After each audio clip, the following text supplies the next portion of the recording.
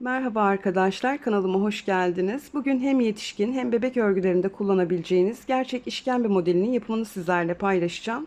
Önümüzdeki günlerde bu modelle güzel bir çocuk yeleği çalışması yapacağız. Öncesinde modelin yapımını küçük bir parça üzerinde ayrıntılı bir şekilde anlatmak istedim. Şimdi hazırsak arkadaşlar yapımına başlayalım.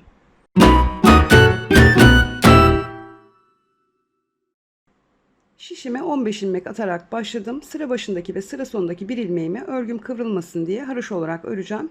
Buranın modelimle herhangi bir alakası yok arkadaşlar. Biz modelimizi aradaki 13 ilmeğimiz üzerinde uygulayacağız. Hem ön yüzümüzde hem arka yüzümüzde sadece ters örgülerle ilerleyeceğiz. İlk ilmeğimi örmeden alıyorum. Bu benim kenar ilmeğimde. Modelimle herhangi bir alakası yok. İpimiz hep ön tarafta olacak çünkü ters örgü öreceğiz arkadaşlar. Şimdi ilk ilmeğime ters örer gibi giriyorum. Eğer ilmeğinizi bu şekilde arkadan almıyorsanız, arkadaki kanattan buradan alıyorsanız, yani ters nasıl örüyorsanız bu şekilde dolamanızı yapın ve ilmeğinizi şişinizden çıkarın. Şimdi ben arka kanattan aldığım için ipim kendimden tarafta, arka kanattan ters örer gibi giriyorum.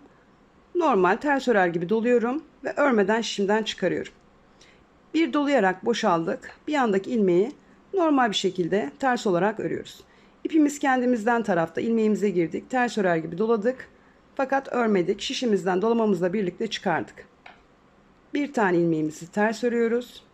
Bir tane ilmeğimizi ipimiz ön tarafta doluyoruz. Örmeden boşalıyoruz. Bir tane ilmeğimizi ters örüyoruz. İpimiz ön tarafta yine bir tane ilmeğimizi örmeden doluyoruz ve boşalıyoruz. Bir ters örüyoruz. İpimiz kendimizden tarafta bir tane ters örer gibi giriyoruz. Örmeden şişimizden çıkarıyoruz. Bir ilmeğimizi ters örüyoruz. Bir ilmeğimizi ters örer gibi giriyoruz, doluyoruz, boşalıyoruz. Bir tane ilmeğimizi ters örüyoruz. İpimiz ön tarafta ters örer gibi giriyoruz, doluyoruz, boşalıyoruz. Ve sıra sonundaki kenar ilmeğimi haroşa olarak örüyorum. Bir tane örmeden ters örer gibi boşaldık. Bir tane ters ördük. Bir tane boşaldık. Bir tane ters ördük. Ve ön sıramızı bu şekilde tamamladık. Şimdi örgümüzün arka yüzünde yine kenar ilmeğimi örmeden alıyorum. Bakın burada dolama ilmeğim var. İpimiz hep kendimizden tarafta. Dolama ilmeğimi örmeden örgümün arka yüzünde şişimi alıyorum. Her dolama ilmeği arasında ortada 2 tane ilmeğin olması gerekiyor. Sadece sıra başındaki ve sıra sonundaki ilmekler dönüşümlü olarak yer değiştirebiliyor. Ama ortadaki ilmeklerin arkadaşlar her dolama ilmeğinin arasında 2 tane ilmek olması gerekiyor. Doğru ya da yanlış yaptığınızı buradan kontrol edebilirsiniz. Şimdi kenar ilmeğimi ördüm. Dolama ilmeğimi örmeden şişimi aldım. Arada 2 tane ilmeğim var. 2 ilmeğimi ters olarak öreceğim. Bakın bu ilmeğimin yönü değişik arkadaşlar. Bu taraftan almaya müsait değil. Ne yapıyorum? Ön taraftan alıyorum ve ters olarak örüyorum. Bu ilmeğimi normal bir şekilde ters olarak örebilirim. 2 ilmeğimi ters olarak ördüm. İpim yine kendimden tarafta. Dolama yaptığım ilmeğimi boş olarak şişim alıyorum. Bunu örmüyorum. Aradaki 2 tane ilmeğimi ters olarak örüyorum.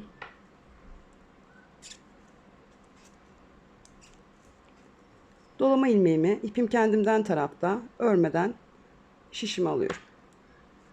2 ilmeğimi ters örüyorum. İpim kendimden tarafta dolama ilmeğimi örmeden şişimi alıyorum. 2 ilmeğimi ters örüyorum. İpim kendimden tarafta dolama ilmeğimi örmeden şişimi alıyorum. Örgümüzün arka yüzünde bu işlemi yapıyoruz. 2 tane ters ördük. Dolama ilmeğimizi örmeden boşaldık. 2 tane ilmeğimizi ters olarak örüyoruz. Dolama ilmeğimizi ipimiz kendimizden tarafta örmeden boşalıyoruz. Sıra sonunda bir tane ilmeğim kaldı. Bu ilmeğimi yine ters olarak örüyorum. Sondaki kenar ilmeğimi de haroşa olarak örüyorum. Örgümüzün arka yüzünde de bu işlemi yapacağız. Şimdi arkadaşlar birkaç sıra daha birlikte yapalım. Ön yüzde ne yapıyorsak bundan sonraki ön yüzlerde de aynı işlemi yapacağız. Sadece dediğim gibi kenar ilmeğinden sonra dönüşümlü olarak buradaki ilmek yer değiştiriyor. Zaten ilmeklerimizin duruşu ne yapacağımız konusunda bize yol gösteriyor. Şimdi ilk kenar ilmeğimi örmeden alıyorum. Burada bakın üst üste 2 tane ilmeğim var. Bir tane dolama ilmeğim, altında da bir tane ilmek var. İpim ön tarafta. Ön yüzden bu 2 ilmeğimi birlikte alarak kesiyorum. 2 ilmeğimi ön kanatlarından girdim. Ve ters olarak 2 ilmeğimi birlikte alarak kestim. Her dolama ilmeğinin altında bir tane ilmek var ve arada bir tane sade duran bir ilmek var arkadaşlar. Bu tek ilmeği ipim ön tarafta, yine bir önceki ön sırada yaptığım gibi Ters örer gibi giriyorum, doluyorum, örmeden şimdiden çıkarıyorum. Birleşik olan 2 ilmeğimi de dolamayla, bir tane ilmeğim var burada birleşik duruyor. İpim ön tarafta, ön kanatların ikisine giriyorum ve ters olarak kesiyorum. Tekrar arada bir tane ilmeğim var, ipim ön tarafta, doluyorum, ters örer gibi örmeden alıyorum. Birleşik olan 2 ilmeğimi ipim ön tarafta, ön kanatlarından girerek ters olarak kesiyorum. Tek olan ilmeğime girdim, doluyorum, örmeden şimdiden çıkarıyorum. Birleşik olan 2 tane ilmeğime, bir tane dolma ilmeği, bir tane ters ilmeğim, ipim ön tarafta, 2 ilmeğime bu şekilde ön kanatlarından giriyorum ve ters olarak örüyorum. Arada bir tane ilmeğim var, yine ipim ön tarafta, giriyorum ilmeğime, ters örer gibi doluyorum, örmeden şimdiden çıkarıyorum. 2 ilmeğim var, bir tane dolama, bir tane ters ilmeğim, 2 ilmeğime birlikte giriyorum ve ters olarak kesiyorum. İpim ön tarafta, tek olan ilmeğime giriyorum, doluyorum, örmeden çıkarıyorum. İpim ön tarafta, dolama ilmeğimi yanındaki ilmeğime birlikte alarak kesiyorum. Tekrar ipim ön tarafta, tek olan ilmeğime giriyorum, doluyorum ve boşalıyorum. 2 ilmeğimi birlikte alarak kesiyorum. Ve sondaki ilmeğimi yine haroşa olarak örüyorum. Örgümüzün ön yüzünde bu şekilde tamamladık. Şimdi arka yüzümüzde ilk ilmeğimizi yine örmeden aldık. Bakın burada bir tane tek ilmeğim var. İpimi kendimden tarafa alıyorum ve bu ilmeğimi ters olarak örüyorum. Bir tane dolama ilmeğim var. İpim kendimden tarafta, dolama ilmeğimi örmeden alıyorum.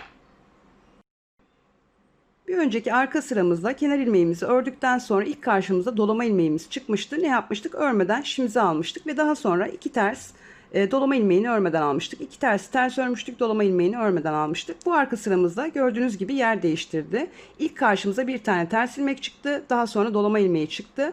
Ters ilmeğimizi ters olarak ördük. Dolama ilmeğimizi örmeden boşaldık. Yani bir arka sırada ilk dolama ilmeği çıkacak karşımıza. Bir sonraki arka sırada bir tane ilmek, bir tane dolama ilmeği çıkacak. O ilk ilmeği ters öreceğiz. Dolama ilmeğini örmeden şimimize alacağız. Hem ön yüzde hem arka yüzde arkadaşlar ilk ilmekler dönüşümlü olarak yer değiştirecek. Şimdi burada iki tane ters ilmeğim var. Yine ters olarak örüyorum. Dolama ilmeğimi ipim kendimden tarafta örmeden şişimi alıyorum. Bu baştaki ve sondaki ilmekler haricinde arada mutlaka bir dolama, iki tane ters ilmek olması gerekiyor. Dediğim gibi arkadaşlar buna çok dikkat edelim. Şimdi arada yine iki tane ters ilmeğim var. Bu taraftan örmeye uygun olmadığı için ya ilmeğimi bu şekilde çevirmem gerekiyor ters örmek için ya da ön kanadından girerek örmem gerekiyor. Çevirdim bu defa. İki ilmeğimi ters ördüm. Dolama ilmeğimi örmeden şişim alıyorum. Bakın çevirmeden buradan örmüyorum. Ön taraftan örüyorum. İki ilmeğimi ters olarak ördüm. Dolama ilmeğim var. Örmeden şişim alıyorum. İp hep ön tarafta. 2 ilmeğim var. Ters olarak örüyorum. Dolama ilmeğimi ipim kendimden tarafta örmeden bu şekilde şişimi alıyorum. 2 ilmeğimi ters olarak örüyorum. Dolama ilmeğimi ipim kendimden tarafta örmeden şişimi alıyorum. 2 tane ilmeğimi ters olarak örüyorum. Ve kenar ilmeğimi haroşa olarak örüyorum. Örgümüzün ön yüzündeyiz. Bakın arkadaşlar bir tane arada tek duran ilmek var. Bir tane dolanmış ilmek var. Yani bir dolama, bir altta ilmek, ikili ilmek var. Bir dolanmış ilmek, bir ters ilmek. Bir dolanmış ilmek, bir ters ilmek. Ne yapıyorduk örgümüzün ön yüzünde? İlk ilmeğimizi örmeden aldıktan sonra tek olan ilmeklerimizi dolayarak boşalıyorduk. Çift olan ilmeklerimizi de ön yüzünde ters kesim yapıyorduk. Şimdi burada ilk ters ilmeğimiz var. Bir tane tek duran. İpimiz ön tarafta, kendimizden tarafta. Bu ilmeğimizi ters örer gibi giriyoruz. Doluyoruz ve boşalıyoruz. Birlikte olan ilmeğimizi ipimiz ön tarafta, ön kanatlarından giriyoruz. Birlikte alarak kesiyoruz. Tek olan ilmeklerimizi ipimiz ön tarafta giriyoruz, ters örer gibi doluyoruz. Örmeden boşalıyoruz. Çift olan ilmeklerimizi de ipimiz ön tarafta, ön kanatlarından birlikte giriyoruz ve kesiyoruz. Örgümüzün ön yüzünde yapacağımız işlem bu arkadaşlar. Tek olan ilmeklerimize ipimiz ön tarafta ters örer gibi giriyoruz. Ters örer gibi doluyoruz. Örmeden çıkarıyoruz. Çift olan ilmeklerimizde ipimiz yine ön tarafta. İki ilmeğe birlikte girerek ters olarak kesiyoruz. İpim ön tarafta. Ters olan ilmeğime girdim. Doluyorum. Örmeden şimdiden çıkarıyorum. Birlikte olan ilmeğime yine ipim ön tarafta. Ön kanatlarından giriyorum. 2 ilmeğime de girdim. Ters olarak kesiyorum. İpim ön tarafta. Tek olan ilmeğime giriyorum. Doluyorum. Örmeden alıyorum. İkili olan ilmeğime ipim ön tarafta. 2 ilmeğime birlikte girip ön kanatlarından ters olarak kesiyorum. İpim ön tarafta. Tek olan ilmeğimi doluyorum. Örmeden boşalıyorum. İkili olan ilmeğimi ipim ön tarafta. Ön kanatlarından girerek ters olarak kesiyorum. Bir tane ilmeğim kaldı. Yine ipim ön tarafta. İlmeğime giriyorum. Doluyorum ve örmeden şimdiden çıkarıyorum. Kenar ilmeğimi de yine haroşa olarak öreceğim. Örgümüzün ön yüzünde tek olan ilmeklerimizi örmeden boş bir şekilde dolayarak şişimize aldık. Çift olan ilmeklerimizi de birlikte alarak kestik ve bu şekilde sıramızı tamamladık. Örgümüzün arka yüzünde yine kenar ilmeğimizi örmeden alıyoruz. Karşımıza ilk dolama ilmeği çıktı. Bir önceki arka sıramızda bir tane ilmek vardı. Daha sonra dolama ilmeği vardı biliyorsunuz. Bakın değişti arkadaşlar. Şimdi dolama ilmeği var. İpim ön tarafta. Arka yüzümüzde yaptığımız işlemi yapıyoruz. Dolama ilmeklerini örmeden şişimize alıyoruz. Ve aralardaki 2 tane ters ilmeği ters olarak örüyoruz. İpimiz kendimizden tarafta dolama ilmeğimizi örmeden alıyoruz. Dolama ilmeklerinin arasındaki 2 tane ilmeği ters olarak örüyoruz. Dolama ilmeğimi örmeden şişime aldım. Aradaki 2 tane ilmeğimi ters olarak örüyorum. İpim kendimden tarafta dolama ilmeğimi örmeden şişime aldım. Aradaki 2 tane ters ilmeğimi ters olarak örüyorum. İpim kendimden tarafta dolama ilmeğimi örmeden şişime alıyorum. Aradaki 2 tane ilmeği ters olarak örüyorum. İpim kendimden tarafta dolama ilmeğimi örmeden şişime alıyorum. İpim yine ön tarafta ters ördüğüm için 2 ilmeğimi ipimi ön tarafta ters olarak örüyorum. Dolma ilmeğim var. İpim kendimden tarafta örmeden şişim alıyorum. Sonda bir tane ilmeğim var. Ters olarak örüyorum. Ve kenar ilmeğimi haroşa olarak örüyorum. Evet arkadaşlar, örgümüzün arka yüzünde yapacağımız işlem de sadece bu. Dolama ilmeklerini örmeden alacağız. Aradaki 2 ilmeği ters olarak öreceğiz ve arka sıralarımızı hep bu şekilde tamamlayacağız. Arkadaşlar, modeli örgünüz üzerinde uygulamadan önce mutlaka az bir ilmek sayısıyla test örgüsü yapın. Çünkü bu modeli sökmek imkansıza yakın. Şimdi biz birkaç sıra ördüğümüz için modelimiz tam anlamıyla belli olmadı. Ben yeleğimin ön parçası üzerinde biraz modeli ilerlettiğiniz zaman nasıl görüneceğini göstereyim. Bu şekilde dokulu bir görüntüsü var arkadaşlar. Çok ince bir iple örseniz de görüntü muhteşem oluyor. Ben bu görüntüyü çok beğeniyorum.